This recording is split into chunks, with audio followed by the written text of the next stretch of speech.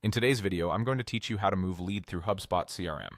By the end, you'll know exactly how to log in, bring your contacts into HubSpot, open a specific record, find the lead status, and update it so your pipeline reflects reality.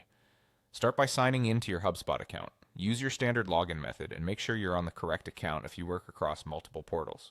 It helps to bookmark your HubSpot homepage so you can get back here quickly whenever you need to update lead progress. Next, import your contacts. In the top navigation, go to CRM, then select Contacts. This takes you to your contacts dashboard. Look for the import option. You can upload a CSV or pull in contacts from another system. As you go through the import, map your file's columns to HubSpot properties like first name, last name, email, company, and lead status if your file includes it.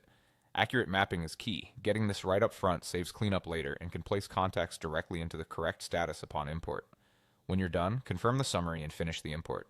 HubSpot will create or update the contact records accordingly. Now click on the contact you want to modify. This opens the contact record page where you'll see key details, recent activity, and all the properties associated with that contact. If you're working from a list or filtered view, simply choose the record you want from there. Within the contact record, look for the lead status property. It usually appears in the left sidebar among other properties. If you don't see it right away, use the property search on the record to find lead status.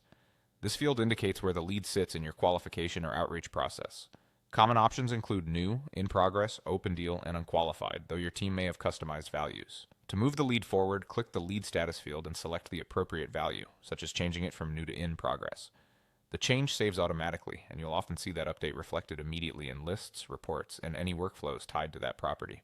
Choose the status that reflects what has actually happened, like after your first outreach or a discovery call, so your reporting stays dependable. A couple of quick tips. Keep your status definitions consistent across your team so everyone updates records the same way.